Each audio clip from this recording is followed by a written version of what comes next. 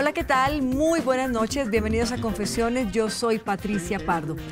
A mi invitado de hoy, cuando era chiquito, no le gustaba pelearse a los puños, él peleaba con la inteligencia.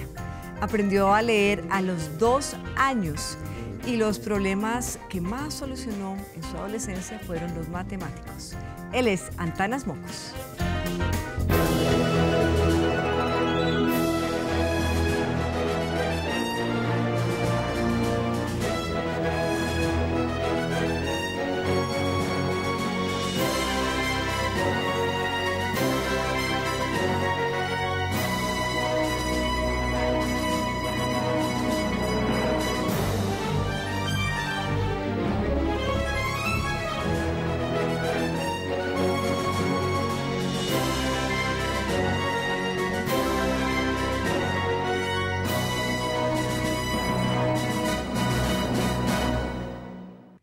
Esta noche está con nosotros Antanas Mocos. Antanas, bienvenido a Confesiones. Muchas gracias. ¿Me permite llamarlo Antanas o doctor Mocos? No, Antanas. O Mocos, como le decían en el colegio. Sí, eso era un poco agresivo, pero después desapareció. ¿Sí? Sí, sí. Y cuando era chiquito, realmente usted era del grupo de los nerdos, por decirlo de alguna manera. ¿Eso en qué le afectó, en qué le benefició el ser señalado de esa forma? ¿En qué afecta o beneficia a un niño el ser señalado de esa forma? Bueno, digamos, nuestros padres, por un lado, nos invitaron, a mi hermana y a mí, a adaptarnos al colegio y escuchar a los profesores. Entonces, ese era como el primer mandato. Lo segundo era, nuestros padres a veces recibían visitas y alrededor de la mesa del comedor hablaban de nosotros. Y uno oye esos elogios del papá orgullosísimo del hijo. Esas cosas son muy fuertes y muy bellas. Bueno, vivíamos en un edificio con 40 niños, era la locura. Había una familia bayuna, 6 varones y una mujer. Bueno, ahí conocí, digamos, el machismo invariante para niño. Yo leía mucho, entonces, digamos, el nerdo se defiende con lo que ha leído. Entonces, mi experiencia en amores, en besos, era cero, pero sabía usar palabras complicadas para describir un poco la vida afectiva. ¿Y qué tan cierto es que esas niñas de su curso, sobre todo en el Liceo Francés, lo buscaban sobre todo en los exámenes de matemáticas previamente a los exámenes para que usted les explicara y de cierta forma le coqueteaban para que usted les explicara los problemas matemáticos? Yo era muy tímido, pero en la matemática navegaba con los ojos cerrados. Entonces, por lo menos 2 de los noviazgos totalmente platónicos que uno tiene a los 16, 17 años, por lo menos 2 nacieron de la enseñanza de las matemáticas. O sea, se levantó una novia a punta de matemáticas. Pues estábamos estudiando así juntos y de pronto nos mareamos. Nos un beso ahí, pero es súper raro, pero yo me acuerdo el papel ahí moviéndose. Y bueno, esa niña era hija de una familia polaca. El papá fue algún día a la casa de mi madre como en plan de compensar las clases que yo le daba a la hija. Y mi madre lo cogió entre ceja y ceja y pobre hombre salió debiendo. Sí. ¿Qué tan cierto es que en su casa, cuando usted era chiquito, no había muebles, sino que hacían como unos remedios, digámoslo así, de muebles con cartones, porque su papá y su mamá lo que hacían era comprar libros? La prioridad en su casa era comprar libros. Sí, es cierto, y lo que hacían era un butaco, un butaco más o menos de esta altura, con unos resortes y una tela que forraba el conjunto. Era, o sea, los cartones es exagerado, digamos. Era más bien ¿Su mamá lo cosía? Era una alianza entre mi padre que hacía la carpintería y mi madre que hacía la tapicería. Mi padre guardó su ropa durante mucho tiempo en una caja que venía en el trasteo de Europa a Colombia. Entonces, esculcar en ese armario era distinto de esculcar en los otros armarios. ¿Y usted era esculquetas cuando chiquito? Pues, ¿empezaba a esculcar, experimentar? Tal vez bueno, una vez estábamos en el capítulo de regalos de Navidad y llegó un regalo y con mi hermana, pues no abrimos, pero estuvimos como alzando, sopesando y dijimos, eso debe ser el tocadiscos.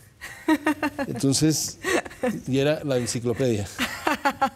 Entonces, digamos, y nosotros íbamos con mi hermana a acompañar a mi padre a reclamar los libros en el correo, ahí en el Murillo Toro, en la séptima con 12.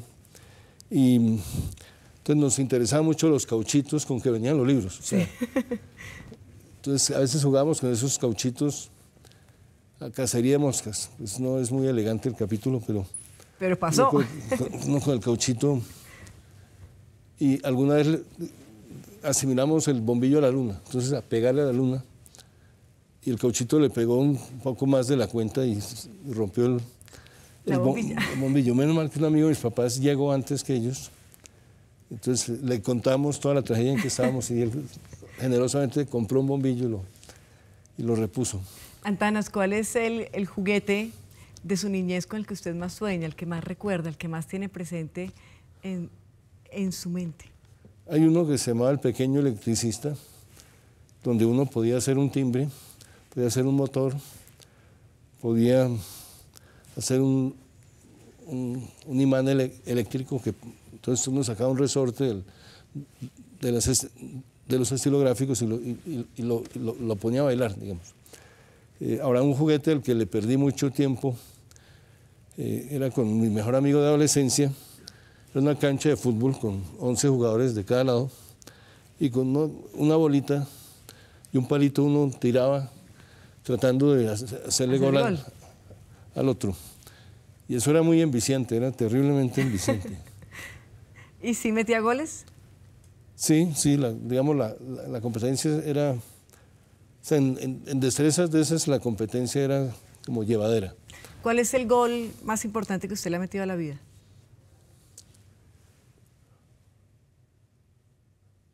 Pues Adriana y algunas antecesoras de las cuales hablaremos. Tenemos todo un bloque denominado Las Mujeres de Mocus, pero todavía no vamos a adentrarnos en ese punto. Decía yo al comienzo de esta entrevista que usted era un niño que no peleaba con los puños, que usted lograba defenderse con una o dos palabras que le podría decir a la persona que le estaba buscando las peleas.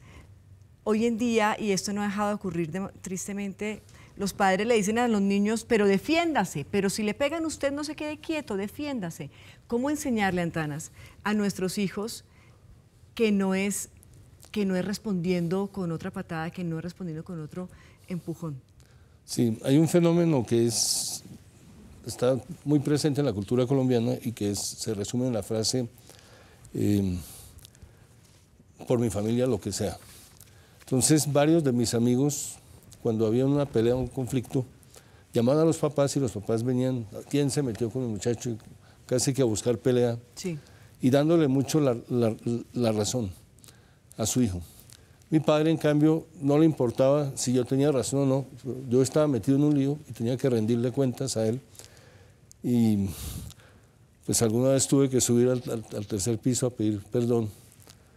Yo he visto a la portera del edificio gritar, pero yo no tenía autoridad para gritar yo. Entonces, cierren la puerta, pegué el grito. Entonces los señores Almanza le contaron a mi padre. Mi padre razonó conmigo y la conclusión fue, vamos a pedirle perdón. No, papá, que no quiero, vamos. Y, o sea, en cierto sentido, si nos metíamos en líos era culpa nuestra, era responsabilidad nuestra.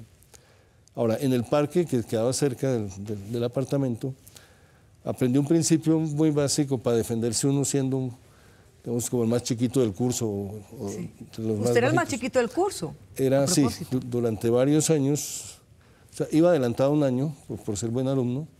Entonces, digamos, mis compañeros tenían en promedio un año más de estudios. Y bueno, en el parque aprendí un principio muy útil en la vida. Es muy simple. A veces no somos machos, pero somos muchos. Entonces, por ejemplo, llegaba una banda de jóvenes mayores a quitarnos la cancha de fútbol. Sí.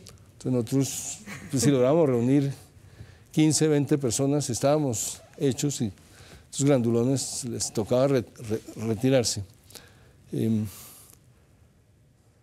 Es muy raro, pero yo creo que para el más débil la educación es la clave, digamos. Y La educación nos hace fuertes. sí, digamos, es un sustituto muy bueno de la violencia. Ahora, nosotros nos subíamos en los árboles como para hablar cosas en secreto, dábamos vueltas a la cuadra, corríamos también. El primer uso del primer reloj que tuve era cronometrar el tiempo que nos demorábamos dándole la vuelta a clase. Ah, bueno, y una cosa un poco subida de tono, teníamos una brigada antinovios. Entonces, ¿Cómo era eso? tomábamos pasto, césped o arena y nos íbamos como... Entonces, cuando pasábamos cerca de la pareja, los rociábamos con arena. Horrible. Y la otra pilatuna ahí como rara era en diciembre, en enero, cuando la gente ya ha desmontado el árbol de Navidad. En esa época el árbol de Navidad no era sintético, sino era natural. De verdad, pino. Era un pino de verdad. Entonces colocábamos el pino junto a la puerta y timbrábamos. Entonces la gente abría la puerta y le caía el pino dentro del apartamento. ¿Qué tal? Hágame el favor, las pilatunas suyas. Antanas, ¿qué tan cierto es que usted tenía que, hablando de pilatunas, ir todas las noches al cuarto de su mamá a confesarse? Si había cometido alguna pilatuna durante el día. Sí, yo, digamos, si digo una mentira se me nota en la cara como fosforescente, pues. Y con mi madre era especialmente fuerte la relación como de obediencia por las buenas. Y mi madre no castigaba, pero reprochaba de una manera muy fuerte. Para completar, a la casa llegó una revista que se llamaba Pinito.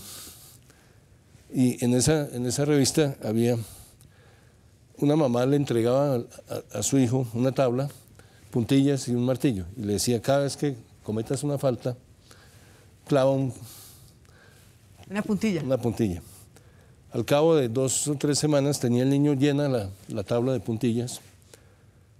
Entonces la mamá le dijo, ahora cada vez que hagas una obra buena, puedes retirar una puntilla. Entonces el hijo, todo feliz, pues empezó a hacer buenas obras y a quitar puntillas. Le presentó la tabla sin ni una puntilla a la mamá. Entonces la mamá le dijo, perfecto, ya hiciste una gran cantidad de obras buenas, pero ahí queda la cicatriz, ahí queda la huella. Digamos, en una sociedad donde mucha gente trabaja con el pecar, el que peca, el que reza y peca empata. Sí, ¿en qué orden es eso? El que peca y reza, empata. El que reza y peca también empata. Sí, bueno. Si usted reza primero y luego ahí peca también.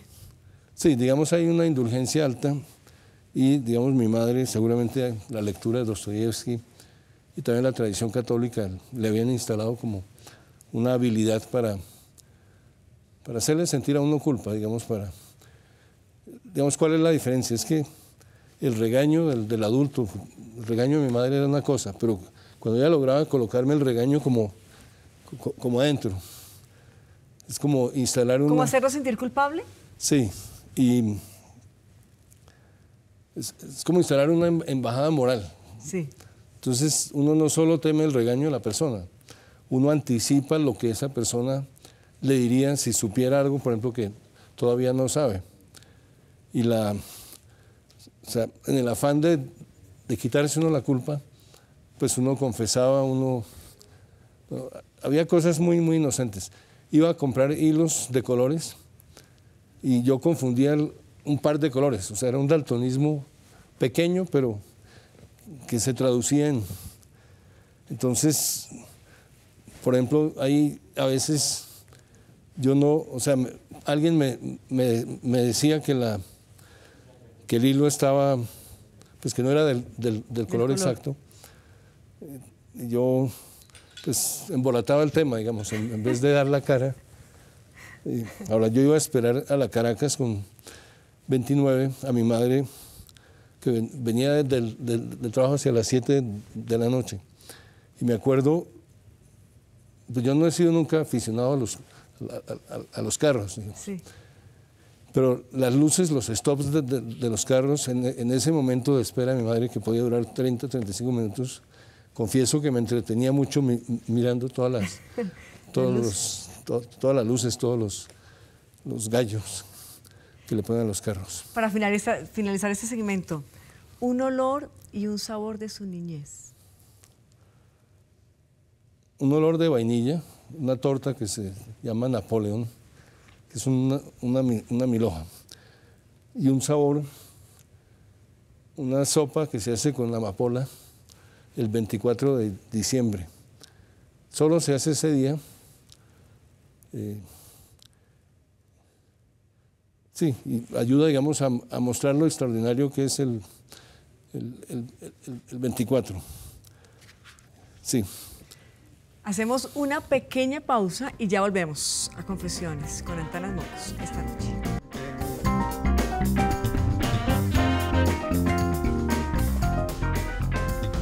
Continuamos en Confesiones esta noche con Antanas Mocus, recorriendo un poco su vida, su historia, esa que no encontramos ni en los periódicos, ni en las revistas, ni en las entrevistas de tono político. Antanas, ¿qué tan cierto es que usted quería ser bombero, profesor y hasta profesor de baile? Bueno, llegué a ser profesor de baile después de experimentar una soledad muy grande en Francia, donde yo invitaba a las posibles amigas a ver cine supremamente gris, digamos, películas que lo hacen llorar a uno, películas que le siembran como una angustia. Entonces, ¿Y cuál es la estrategia ahí? A mí sí confiéseme cuál es la estrategia de invitar a las amigas a ver un poco de este cine gris. No, era una estrategia equivocada. Yo buscaba despertar en ellas compasión y obviamente sentían compasión por mí, pero la compasión no es... no es la pasión que usted estaba buscando. Entonces, bueno, por ahí a los 20 años creé el grupo de baile. El grupo de baile era de solo 8 personas, o sea, 4 parejas. Y desde el primer ensayo, las muchachas del grupo apostaron entre ellas quién se cuadraba primero al director del grupo, que era yo. Entonces ahí las cosas cambiaron sustantivamente. Bueno, ¿lo fortaleció un poquito? Sí, pues mi futuro suegro me vio bailando con la hija y me suspendió una invitación que me había hecho. Me dijo muy claramente, mire, yo lo quiero de amigo, pero no de yerno. ¿Así de mal bailaba o qué? No, demasiado cariño. Demasiado apretado. Sí, sí. Sí, el hombre se dio cuenta que... Y entonces la mandó un año a Alemania, la puso a estudiar en Villao. Todos esos obstáculos lo que hacían era como echarle gasolina al fuego. Fíjese que analizando un poco su historia, hay un personaje importante en su vida, es su hermana. 2 años menor que usted, con quien compartió estudiar en el mismo colegio. Pero hablando con ella nos decía que siempre hubo un poco como la comparación, ¿no? Incluso los profesores le decían a ella que tenía que ser tan brillante como era usted. ¿Compararnos con otros es bueno o es malo? Pues hay que compararse lo suficiente como para ayudarse, como en ubicarse, ver las posibilidades de uno, pero también hay que defender mucho la identidad propia. Y mi hermana lo hizo muy bien. De hecho, como dice un hijo de ella, el niño dijo de una manera muy linda en un contexto sobre trabajo casero, le dice a una persona, pero es que mi mamá es científica, como diciendo, no le pidan que cocine, no le pidan que sea hogareña, digamos, como. Entonces, pues mi hermana sufrió un poco o sea, la pregunta de si ella ya era capaz de ser tan buena pues como yo. Y bueno, a veces las familias prefieren separar a los hijos en colegios distintos, sí, etcétera.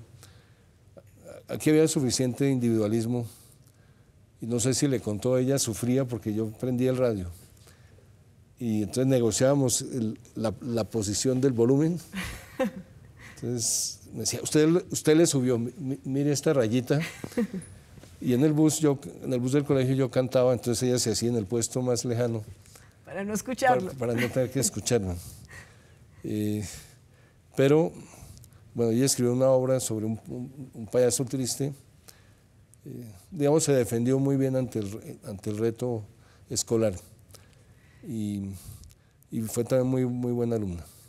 Ella también me contó que usted jugaba con sus muñecas, con las muñecas de ella, que a usted le gustaba jugar con muñecas, que usted cogía las muñecas y jugaba al profesor.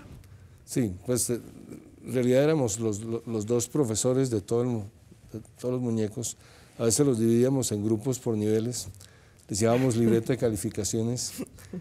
Y sí, la posición era los muñecos mirándonos a nosotros y nosotros explicándole cosas o leyéndole textos. Sí. ¿Y qué opina de esos padres que discriminan a sus propios hijos varones porque juegan con muñecas cuando están chiquitos? Pues yo creo que cada vez más los padres van a aceptar que uno se vista de rosado, que uno juegue con muñecas, que tenga osos de peluche, porque nos damos cuenta que de algún modo la diversidad de identidades demanda eso. Yo todavía tuve pistolas que la nueva generación ya no va a tener. Es medio estúpido en una sociedad que sufre tantos problemas de violencia, pues andar con un revólver, aunque sea de fulminantes. ¿Qué hacemos con el machismo? El machismo de una sociedad como la colombiana, en un continente como el nuestro, en donde muchas veces incluso es cultivado por las mismas mujeres. Bueno, uno de mis alumnos organizó una fiesta y en medio de la fiesta se fue a la licorera a conseguir más trago y se trajo unos desconocidos, pues que se sumaron a la fiesta y uno de ellos empezó a gallinacear de manera absolutamente agresiva a una de las estudiantes que estaba ahí, una antropóloga. Entonces el novio de la antropóloga lo que hizo fue, empezó a remedar el acosador. Entonces si el acosador decía algo, él lo repetía exagerándolo en el tono. Si la tocaba, entonces él tocaba al tipo. Entonces, 20 minutos más tarde los tipos habían entendido la lección y pues respetaban totalmente pues, a las personas. Ahora, el machismo, un 8 de marzo en el cine presenté un trabajito sobre machismo basado en fotos de maniquíes, un disco que se llamaba El hombre y su deseo, y básicamente mostraba la miseria del machista. O sea, el machista a veces está tan influido por el juicio de los demás machos que le toca como exigirse, lucirse, claro, como el supermacho, como el capaz de todo. Y de pronto esa muchacha que le parecía atractiva porque la veía con los ojos de los demás, ya no le parece atractiva.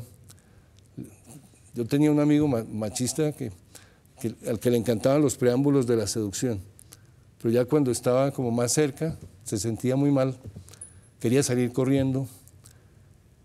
Digamos, implica muchos deberes hartos. ¿Y no será también que las mujeres en muchas ocasiones avalamos y aceptamos ese machismo? ¿No nace de nosotras también? Sí, claramente las mujeres son cómplices. Pues hay mujeres como mi hermana que no le juega el machismo por ningún lado. Mi madre a veces me dice, no lave la loza, no. digamos, como le parece mal. Que un hombre lave la loza. Sí, pero las cosas están cambiando. Digamos, si yo miro mis sobrinos con todo y que la mamá es científica y todo el rollo, pues saben, digamos, viven preparándose permanentemente la comida y les gusta invitar a la gente a comer. Varios de mis colegas de universidad eran también gente que apreciaba mucho como el buen comer. Yo sí viví con galletas, leche condensada, sí, digamos, salchichas, o sea, hacía lo más simple. Y era horrible porque cogía el periódico Le Monde o el Charlie Hebdo, el del escándalo de comienzos de año. El atentado. Y los extendía sobre la mesa, y entonces iba leyendo, o sea, muchas veces comía solo y utilizaba los periódicos de mantel. Sí. Antanas, detrás de su vida hay una historia maravillosa que es la historia de sus padres. Su padre casi que está muriendo y su madre básicamente lo salva antes de llegar a nuestro país, lo salva de una tuberculosis. ¿Usted cree que el amor nos salvará? Yo creo que el amor es el bálsamo más efectivo, más contundente. Mi padre, bueno, es un rollo demasiado complicado para explicarlo, pero mi madre se encarreta, digamos, con un enfermo, pero, digamos, le dice, nos vamos a casar, pero déjeme como la libertad de eventualmente coger como por otro camino. Y bueno, ella lo recorrió, obviamente no tiene ningún interés en que la cosa se divulgue, se magnifique, pero ella consideró a mi padre como un hombre muy justo. Murió de 44 años en un accidente de aviación en Cartagena y bueno, pues quedó ahí una historia como inconclusa. Inconclusa con ella, pero su madre sigue viviendo y vive muy cerca de la casa de Antanas. Una pausa y ya volvemos para seguir hablando de este gran hombre.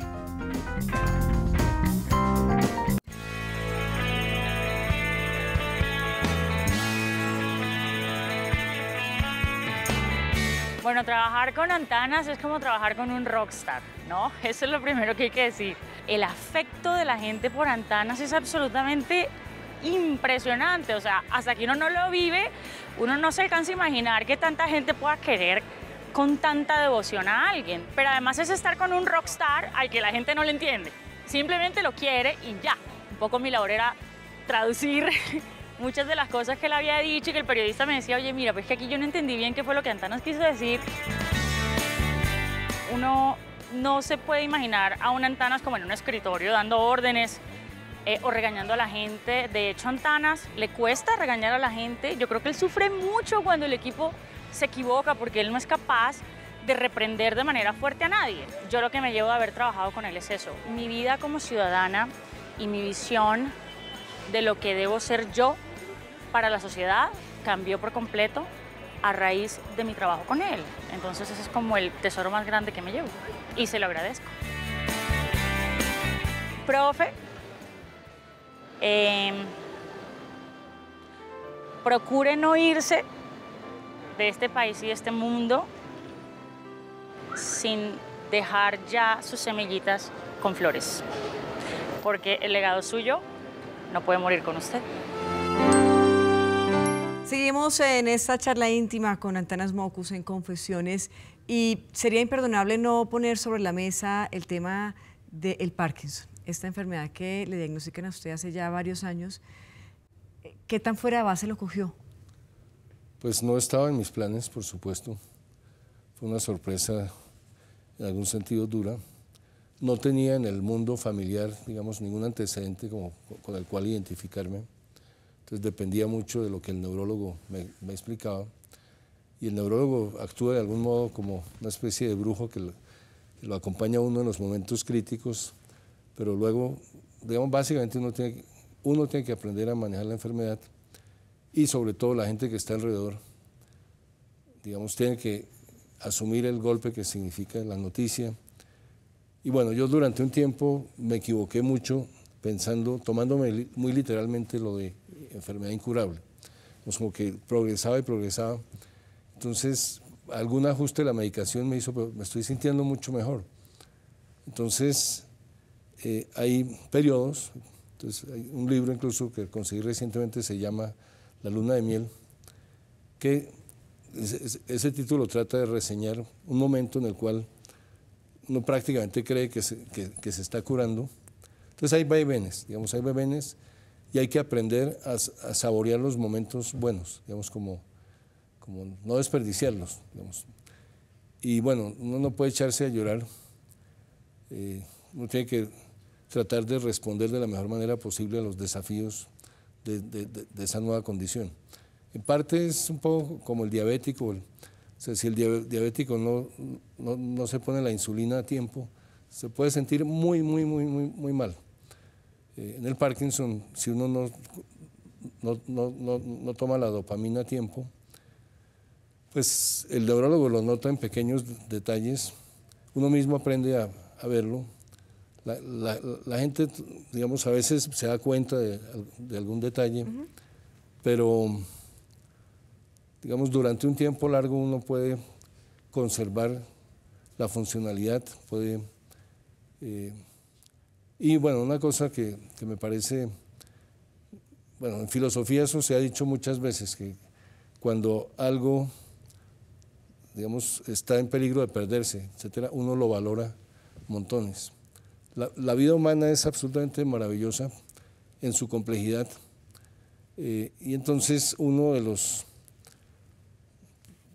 los caminos que tiene el Parkinson es decirle, bueno, sentémonos aquí, señor Parkinson, y miremos cómo funciona la salud, admiremos cómo funciona la salud, admiremos toda la gente que tiene toda su salud prácticamente intacta y que a veces no la aprovecha, o sea, a veces pues sufren, bueno, un poco mi tema de la compasión.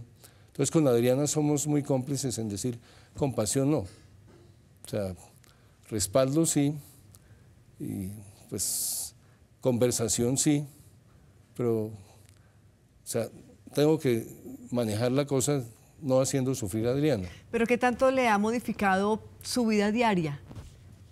Pues la enfermedad. A veces hago movimientos raros sobre la cama para levantarme, pues entonces a veces tomo impulso, entonces para atrás, para adelante y, digamos, hay una palabra boyacense que es muy, o sea, tullirse, uno tiende a tullirse. Sí. Y pues si se tulle, se queda quieto. Una cosa que me enseñó una profesora en Harvard fue muy simple, fue cuando no puede avanzar hacia adelante, gire. Y dará el paso de manera súper sencilla. Entonces, digamos, es un poco la lucha contra la terquedad. Yo de niño tartamudeaba mucho, ahora tartamudeo también, pero me doy cuenta que tartamudeo cuando me meto en un tema que es de algún modo espinoso o aburrido. Aquí no ha hecho no ha tartamudeado todavía, o sea que yo lo siento cómodo y pleno. Gracias, muy generosa. Cuando uno está enfermo de algo, uno se mete a Google, uno busca, investiga, entrevista gente y prueba de todo. ¿Usted lo ha probado de todo con el Parkinson o usted más bien es de los que se va por la línea, teniendo a su hermana científica, por la línea avalada por la ciencia? Yo soy cientificista, o sea, creo en la ciencia experimental, creo en los protocolos. Sé que existe un efecto placebo y el efecto placebo hace que de pronto esta agua, por haber sido sacada del acueducto de cierta manera a cierta hora del día, de pronto es distinta y podría ayudar, pero básicamente creo en nuestros brujos, digamos, en los brujos dominantes, en los brujos, pues, mire, cuando me tomé la primera pastilla de dopamina, después de haber sufrido 3 o 4 años de síntomas que no entendía, básicamente no podía mover este brazo, cuando yo recupero mi escritura y la movilidad del brazo, bendije la industria farmacéutica, o sea, pueden ser unos infames en el tema de cosas. precios y demás. Sí, digamos, precios diferenciales hay que no se comprenden muy bien, pero el efecto sobre la salud es impactante. Si no hubiera la dopamina, la vida sería muy dura. ¿Y usted escribe? ¿Usted escribe a mano o usted escribe Pues en escribo computador? mucho más en computador. La letra, pues hay una cosa que se llama micrografía, que uno empieza con la letra grande y se le va achicando. Pero si uno tiene dopamina, uno puede controlar el achicamiento. Otra manera es solo escribir cosas absolutamente vitales. Digamos, el Parkinson es un remedio para una enfermedad rara que es el despilfarro del tiempo de la vida. Sí. Entonces, de algún modo es un mensaje: goce la vida, admírela en usted mismo, admírela en los demás. Esto es muy frágil, entonces de algún modo es muy lindo poder decirle a la gente: cuidemos nuestras vidas, son tan maravillosas y pues no tiene ningún sentido matar. O sea, matar a alguien es como la peor contravía que puede tomar uno en la vida. Y en el tema, por ejemplo, del Parkinson, ¿se siente frustrado? ¿Hay algún dejo de frustración por ahí guardado que le impida, no sé, seguir con un futuro, con una historia que usted estaba escribiendo de sí mismo? Mire, yo he tratado de escribir en distintos tonos. Entonces a veces hay un tono un poco lúgubre y como sarcástico. Me gusta el humor negro, ya le dije que leía Charlie Hebdo. Ahora, me gusta el humor negro tierno. Entonces, por ejemplo, una caricatura de Cabana que aprecio mucho es un osito montando una osita y le dice: por favor, no te erices. Entonces, o sea, eso es bello, digamos, hay una belleza. Ahora, hay autores, pues Nietzsche, que son como grandilocuentes, como que... Entonces, a ratos uno quisiera leer más de eso. Ahora, lo que más trabajo es ciencia social aplicada, por todos los temas que trabajé en la alcaldía, y porque, digamos, estoy seguro de que el ser humano se comprenderá cada vez mejor y habrá cada vez menos barbarie, cada vez menos pedagogía a las malas y cada vez más pedagogía a las buenas. Pero en ese mismo sentido, ¿qué lo frustra? Pues me frustraba el no de las chicas. Y hoy en día, de cara incluso a la enfermedad, a vivir, a convivir con el Parkinson, a aceptar el Parkinson, ¿hay alguna frustración? Pues mire, oigo, esto es mucha creidez, pero si yo salgo a la calle en un día, oigo 30 o 40 veces: ¡ay, tan divino! Y ver que la gente se sonríe y coquetea con uno, que la gente que venía seria, que venía con la cara triste, como que se alegra de verlo a uno, eso es un regalo de la vida que ni para qué. La vida es muy bella, es muy... Y los colombianos tenemos que aprender a valorar cada vida, cada persona es un universo distinto. Y usted siempre habla de la vida y nos enseñó que la vida es sagrada, pero me cuenta después de la pausa, ¿qué hay después de la muerte? ¿O qué cree usted que puede haber después de la muerte? Ya volvemos, es Antanas Locos.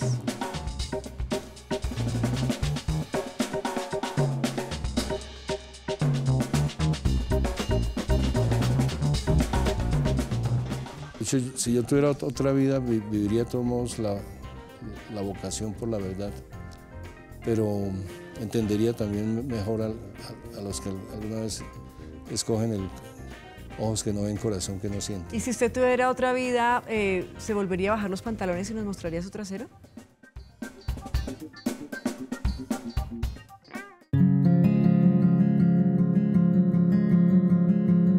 A los 14 años yo dije: no quiero novio, no me voy a casar, no quiero tener hijos, porque tal vez adelante adopte, pero no quería el rol de estar como todo el tiempo preocupada por parecer atractiva, por vestirme de cierta forma para que conseguir novio. Y pues cuando conozco a Antanas, como no tenía la pretensión de estar buscando novio, también fue algo muy espontáneo.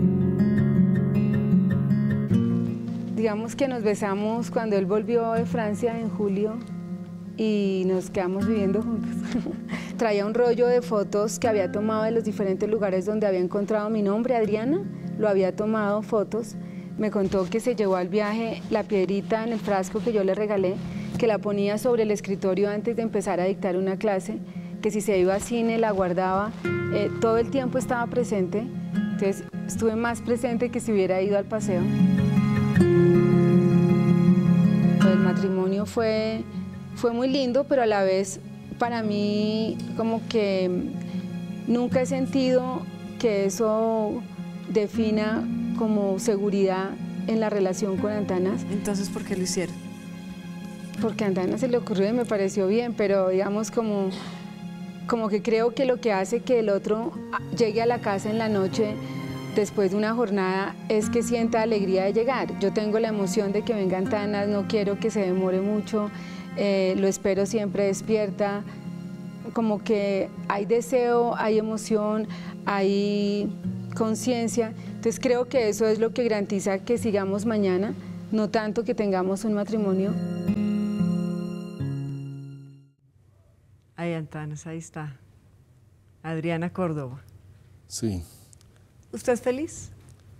Yo soy un poco ingrato. O sea, a veces quisiera aún más felicidad, pero soy feliz con Adriana y pues algo muy importante que es el cuerpo a cuerpo. Pero también hay juicios morales muy coincidentes. Es decir, en todos los debates públicos, en todas, como que nos adivinamos en nuestras posiciones y a veces ver el mismo cuadro que indigna o la misma cosa que causa admiración nos une. Es como si hubiéramos hecho un voto de castidad más fuerte que el de los sacerdotes y las monjas, y ahí en ese espacio de ideales nos encontramos, pero también en la cama. Esa combinación de cama y espíritu nos ha funcionado bien. ¿Y como padres? Pues Adriana ahí se lleva prácticamente todas las condecoraciones y todos los... Ella puede estar cansadísima, regresa y habla con las dos hijas sistemáticamente. O sea, que hay una noche en que ella no se haya sentado media hora o 40 minutos a hablar con ellos, eso es absolutamente excepcional. Entonces, digamos, además es muy buena interlocutora, entonces explica, es decir, no solo... Bueno, y tiene un dicho muy lindo, es que quien trae amor también tiene que traer la ley. ¿La ley? La ley, sí. Entonces ella es capaz de ser ligeramente severa, marcar límites y, por ejemplo, tenía un amigo que murió y la mamá del amigo en el entierro ahora sí tartamudeé, le dijo a Adriana que afortunadamente ella nunca le había negado nada a ese amigo. Entonces Adriana como que se tomó la cabeza diciendo no, ese no es el mejor modo de ser madre.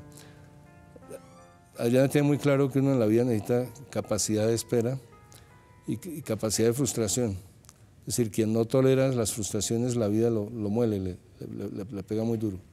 Cuando usted decide junto a Adriana comenzar a escribir un proyecto de vida juntos, usted le dice a ella la verdad aunque duela, o la verdad ante todo. Es como una de las cualidades que usted estaba buscando en ella, que ante todo fuera en su escala de valores la verdad uno de esos que deberían estar en los primeros lugares. Sí, sí, y a veces ha dolido, digamos, la gente sabe decirlo, la verdad duele. A veces la verdad...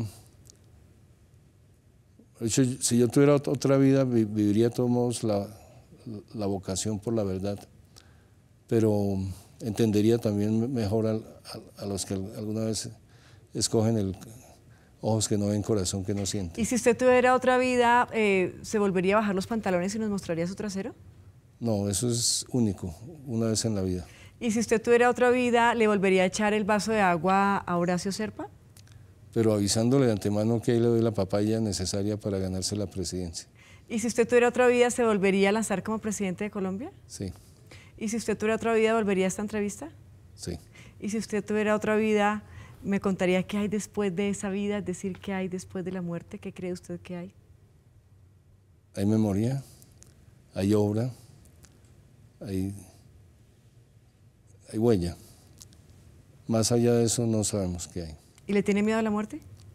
No, no.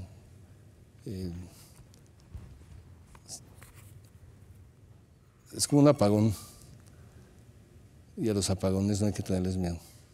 Gracias, señor Antanas Mocos, por estar con nosotros. Profesor de todo este país, de toda esta gente que cree en usted y que cree en cada una de sus palabras y en la manera como ve usted la vida en la esquina desde donde se para a vernos a nosotros.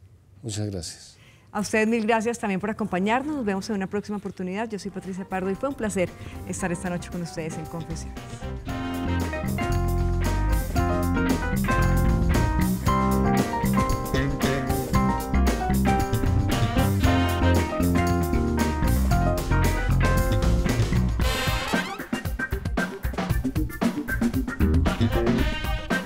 Thank you.